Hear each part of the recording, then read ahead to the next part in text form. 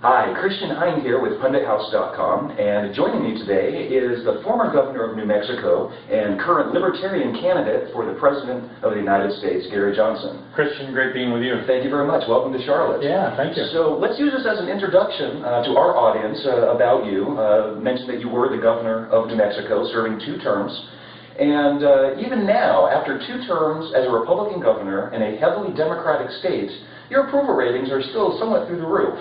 How does that work? How does that work? What were some of the accomplishments that you had as governor that you attribute to your success amongst your people? Well, I think what I got known for is I may have vetoed more legislation than the other 49 governors in the country combined. I vetoed 750 pieces of legislation. I had thousands of line-item vetoes. I took line-item veto to a new art form.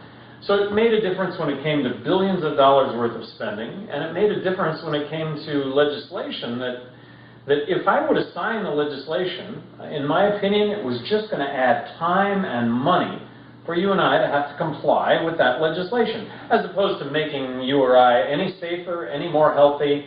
But I took that debate, I took that discussion on, and in a state that was 2-to-1 Democrat, and my saying no to government, you'd think that I would get ridden out on a rail, but the reality is that I got reelected, and I am looked on very favorably. And so what I think that says, what I think that speaks volumes to, is the fact that people really do appreciate good stewardship of tax dollars. That's very, very true. Now, I mentioned that you were the Republican governor of New Mexico, and it seems like not that long ago, you were actually a candidate for the Republican nomination this year for president. Describe to me the transition that has now led you to first seek and then win the Libertarian nomination. Were you a Libertarian in the Republican Party, or are you a Republican in the Libertarian Party? Well, I think that the message that I was delivering is really the same as Ron Paul's, and that what I'm saying is representative of the fastest growing segment of American politics today, the whole liberty movement.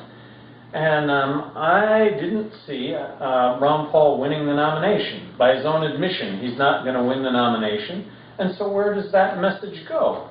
Well, I'd like to make the pitch that this is not a compromised vote for anybody that was supporting Ron Paul to vote for me.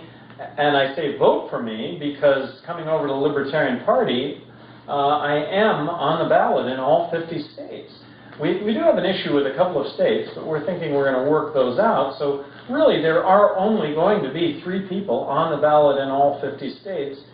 And for me, I think I've been a Libertarian my entire life. Maybe I was the Libertarian governor of New Mexico for 8 years under the guise of being a Republican. But Libertarian, you know what? I think Libertarians have their finger on the pulse, and speaking with a broad brush, most people in this country are fiscally responsible and socially accepting. I'm in that category. I think most people in this country are. So from a philosophical standpoint, I think Libertarians hit it right on. And then serving in office.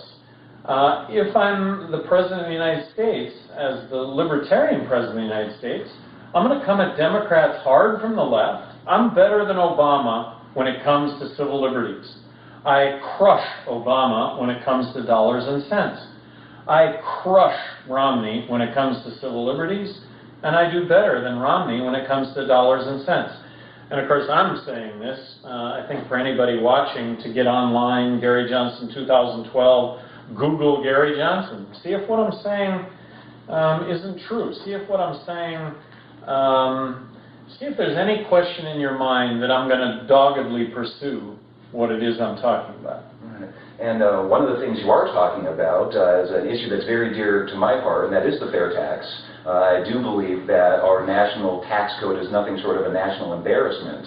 A lot of people still aren't very familiar with the fair tax. If you could give our audience a brief description about what you're supporting there. Well, so fair tax, and I would love everybody watching to get online at fairtax.org and check it out. But the fair tax is a package. It's a consumption tax. And I like it because 90 congressmen and women have signed on to it. I like the fact that there are millions of followers to the fair tax. And it would be great if we could have a national debate and discussion over how to implement a consumption tax. But I am supporting the fair tax, and the fair tax, very simply, it abolishes the IRS. It abolishes income tax. It abolishes corporate tax. It abolishes withholdings from your payroll check. Those proceeds will come out of the proceeds of the fair tax. The fair tax is a 23% federal consumption tax that by all measurement will end up to be cost neutral over a very short amount of time. Coca-Cola currently sells its can of Coke for $1. Contained in that buck is 23% of non-transparent taxes. Do away with those non-transparent taxes, replace it with a very transparent one federal consumption tax. Coke isn't going to have to sell their can of Coke for $1 anymore to make the same profit. They can sell it for 80 cents. So ends up being cost neutral. 80 cents, 23% added on there, still costs you $1. It's really the answer when it comes to American exports, because it makes American exports 23% more competitive, costs us 23% less to export. It's the answer when it comes to China, and it's really the answer when it comes to jobs, because in a zero corporate tax rate environment, if the private sector doesn't create tens of millions of jobs, I don't know what it's going to take to create tens of millions of jobs. I see manufacturing jobs flocking back to this country because of a zero corporate tax rate business environment. Absolutely. Yeah, we're currently the current highest corporate income tax. Right at the highest. It's insane. There's no surprise over American jobs leaving this country for lower tax rates. Right. So talk to me about the first 100 days of a Gary Johnson administration. What would be the priorities that you'd like to set in motion during that first 100 days in office? Well, it would be the same as I did as governor of New Mexico, and that would be to immerse myself in the numbers and to produce a balanced budget document. And can you imagine how contentious that document is going to be, produced by President-elect Johnson? Well, not only will it be contentious, but it'll be right, and I'll take on the debate and the discussion, and spending will be lower with a president who's going to keep the promise to submit a balanced budget and keep the promise to veto any legislation where expenses exceed revenue, even if they override the veto. Spending will be lower with those two promises kept than any other two promises. All right, one final question, and I'm sure that this is one that you receive a lot. There was a lot of people that obviously are terrified of the idea of a second Obama administration, and yet they find themselves willing to cast a vote for the current Republican candidate because he's the guy that can win. How does a Libertarian candidate win, and how do you convince people that voting third party is not a wasted vote? Well, I think that you and I, as citizens, as voters, voting our consciences, that's the way you change things. And if you really believe in what Romney or Obama is saying,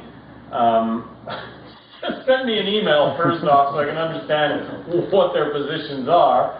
But secondly, Christian, I'm making the case that I'm not the third choice, that I'm the only choice. And that would be, look, let's end the wars. Let's get out of Afghanistan tomorrow. Let's bring the troops home. Let's bring about real marriage equality, believing that it's constitutionally guaranteed. Let's end the drug wars. Let's repeal the Patriot Act. I would have never signed the National Defense Authorization Act. Let's balance the federal budget. And let's throw out the entire federal tax system. Let's reboot the American economy. In all those areas, I am absolutely different than the other two, and we could go into a second tier of issues. We could start with immigration reform, meaningful immigration reform. It goes on and on and on. I don't think I'm the third choice. I think I'm the only choice. Very good. Well, Governor Johnson, thank you so much for your time today. Thank you very much for your brief introduction to your candidacy. Good luck to you, sir. Thank you. Thank you. Thank you. My name is Matthew Reece, and I am here in Charlotte, North Carolina with the 2012 Libertarian nominee for President of the United States, former New Mexico Governor Gary Johnson. Governor Johnson, thank you for joining me. You bet. Thank you. When you were governor of New Mexico, 750 vetoes, thousands of line item vetoes, but 2 of those were overturned. Tell me about the 2 that got away. One was just, I can't even tell you what it was. It had to do with establishing bed quotas for Medicaid facilities delivering Medicaid services. Really, it was a Republican bill, and I think more than anything, it was just to show me that they could override a veto. Well, I didn't learn anything from that lesson. And then the last veto was actually the budget of my final year, where Republicans came to me and said, look, you're going to be out of office. You're not going to have to deal with these problems we are. So we're going to override your veto because you're not going to have to deal with it. Well, I don't ascribe to that philosophy, but that's what happened. Okay. Speaking of the line item veto, the president does not have that power. Would you seek that power? And if so, how do you go about getting it? Well, I would, but I wouldn't count on getting it. I don't think there's any reason that Congress is going to give me that power, given my propensity to veto. So I would just be vetoing whole pieces of legislation. If legislation does have earmarks in it, I'll just veto the legislation and I'll let Congress override. To follow that, if you're elected president, do you foresee a potential problem in that Democrats and Republicans in Congress might choose not to work with you on anything because you're not one of them? You know, I view it the other way around. I view it as a real opportunity to challenge Democrats to get better on civil liberties. Repeal the Patriot Act. I mean, should have never sent the National Defense Authorization Act in the first place with the provision that you and I could be detained without being charged. Let's get out of Afghanistan. Let's bring about marriage equality. Let's end the drug wars. That's to Democrats. Challenge the Democrats. Republicans. I'm going to challenge Republicans on spending. They all spend too much. Out of our national debt, $8.5 billion of our national debt is caused by Democrat administrations. 7.5 of it's caused by Republican administrations. Who's worse on spending? Democrats, but not by much. Your budget calls for the elimination of 43% of federal spending. Why that specific amount instead of less or more? Well, 43% represents the $1.4 trillion deficits that we currently have. So that's the amount of money that we're currently printing and borrowing to cover our needs. So $1.4 trillion reduction in federal spending balances the federal budget. Without a tax increase. Without a tax increase. Mitt Romney has said that cutting the federal budget by $1 trillion would cause a recession or depression. This is an example of the broken window fallacy that Frederick Bastiat described. Could you point out some other economic fallacies that you believe Obama and Romney are committing? Well, Obama gets on television the other day and he gives us a little bit of a lecture about Europe and the fact that European countries that spend more money than what they take in are in trouble, but European countries that live within their means are doing pretty well. So Europe's a mixed bag. But the United States, he goes on to say, we have some real difficulties in the municipalities and in the states because federal money has dried up, and so they've had to lay off firefighters, teachers, and policemen. Well, the municipalities in the states don't have the tools at their availability that we do, and so we need to help them. Well, that's code for borrowing and printing money. That's code for spending more money than what you're taking in. Exactly opposite of what he had said just minutes earlier regarding Europe. Romney says it's important to balance the federal budget, but that we should increase spending on military, and that we should hold Medicare in check. Well, I graduated from the second grade, and the mathematics that went along with the second grade education, it doesn't add up. It just doesn't add up. So I want to point out that what we need to have is mutual sacrifice here by all of us. And if we don't do it, we're going to find ourselves with nothing. And I'm afraid that we're going to find ourselves with nothing because of not dealing with these issues now. And it'll never be easier to deal with these issues than now. Is it going to be difficult? Is it going to have mutual sacrifice? Yes, but never easier than tomorrow. Never easier than tomorrow. President Obama recently said in a speech, if you've been successful, you didn't get there on your own. And if you've got a business, you didn't build that. Somebody else made that happen. As someone who has built a business from the ground up, how do you respond to that? Well, this is just somebody speaking who has no concept of what it is to start and grow a business. Having started and grown my one-man handyman business to 1,000 employees, I was the glue. I was the glue, just plain and simple.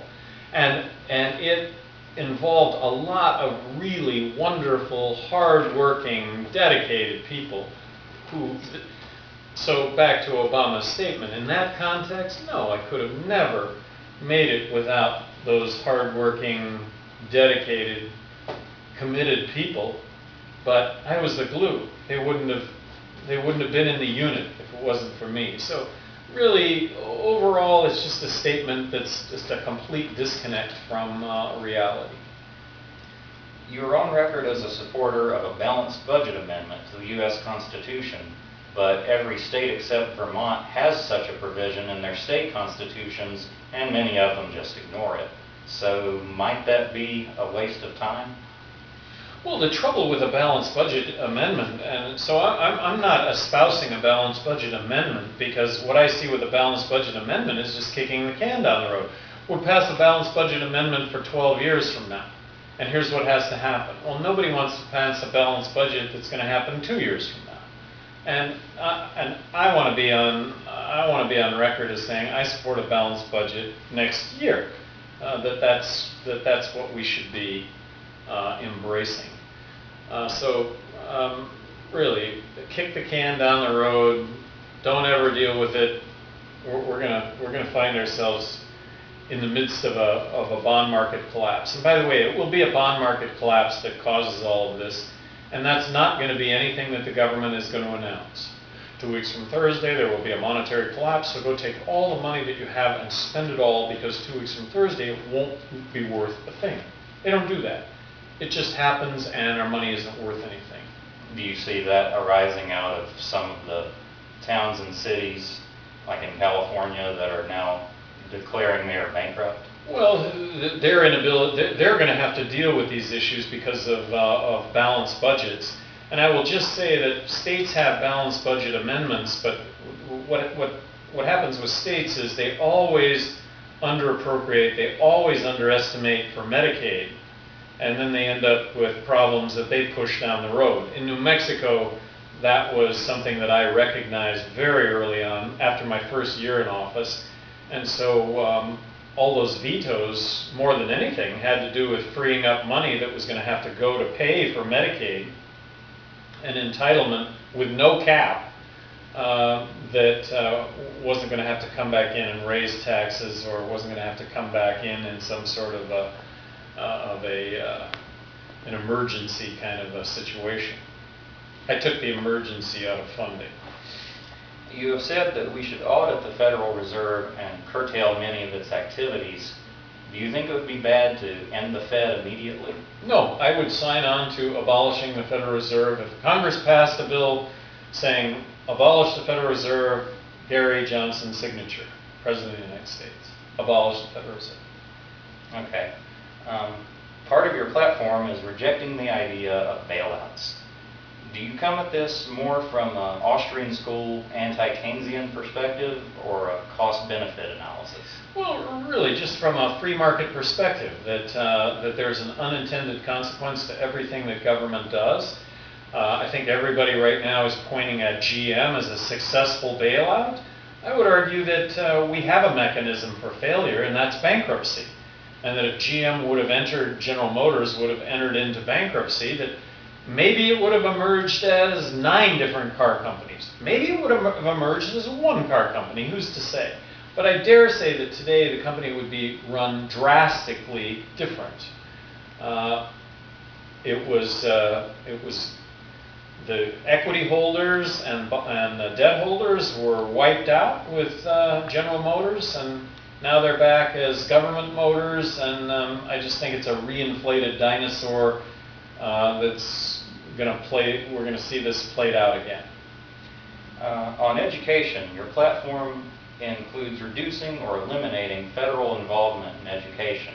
To clarify, reduce or eliminate? Eliminate. But if we're borrowing and printing money to the tune of 43 cents out of every dollar, and then we're turning around and giving it away, I have a hard time. Understanding how we can do that in the first place, and that it is going to have consequences down the road. And the consequences are going to be a monetary collapse. We are nothing to any country. You have said that you want to reduce our nuclear arsenal to 500 weapons. Why do you choose that specific amount instead of less or more? This was a conference call with Cato Institute, with a bunch of guys who do this for a living, and that was their number that they came up with to assure us that we would have nuclear strike capabilities and retaliatory strike capabilities. But it's obviously a very significant reduction from 2,300 to 500. Many libertarians consider NATO to be the sort of entangling alliance that Thomas Jefferson advised us against. As president, would you be in favor of leaving or disbanding NATO? As I sit here right now, I am thinking, or I am going to submit a budget to Congress that will have a 43% reduction in NATO spending, perhaps getting it back to its roots, which doesn't have us in the back seat of the bus, it has us driving the bus. That diplomacy does have its role in the world, and that diplomacy, our dollars better spent than Tomahawk missiles. You've said that mark and reprisal is the way to deal with someone like Joseph Kony. While this is better than involving the U.S. military in another undeclared war, why get involved at all? Well, my understanding of Joseph Kony is that this is the worst, this is the Lord's resistance army. Uganda, Sudan, Uganda, 3 African countries, those are 2, which is the 3rd African country? Sudan, Uganda. Anyway, it's my understanding that this is the worst terrorist group that has walked the planet over the last 20 years. That they may be responsible for 400,000 deaths, murders, maimings, rapes, and that these 3 they're not in one country, they're in 3 countries. So I don't know as you could declare this as a civil war. But that 3 countries asked us to intervene to stop this guy. Legislation, the president signed it. I think I would have signed it, but perhaps I would have used the letters of marque and reprisal to deal with it, or I would have asked for volunteers to go in, and maybe that was the case, but that's the way I would have publicized this. We are currently imposing sanctions on Iran and have them surrounded by our military bases. Do you believe this explains the motivation for their actions? Are they seeking a nuclear weapon for self-defense? If we were in that position, would we not be seeking a nuclear weapon looking at our own self-defense? I think just reverse the roles, and I think you begin to understand why they're doing what they're doing. And if the United States were to embark on loosening trade, free trade, with Iran, what would the consequence of that be? Would that not be a safer planet? I think that it would be. Sanctions have been in place against Cuba since October 1960, but 52 years and 10 U.S. presidents later, the Castros are still in power. Is it time to end the embargo?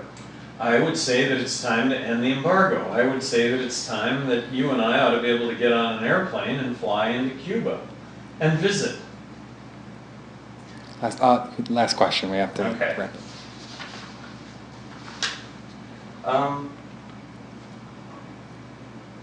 What would you say to supporters of other third-party candidates, such as Green Party nominee Jill Stein or Constitution Party nominee Virgil Good? Well, I would say to supporters, vote your conscience. That's how you change the world. I would say to the people of the United States that although there are other third-party candidates, there is only going to be one third party on the ballot in all 50 states, and that is going to be the Libertarian Party. So that ends up actually being a choice that you could conceivably achieve victory, if you will. And with the Green Party, with the Constitution Party, I think they're only going to be on the ballot in a handful of states, and I mean handful. 10 states, less. We'll see what it turns out. Governor Johnson, it's been a pleasure. My pleasure. Thank you very much.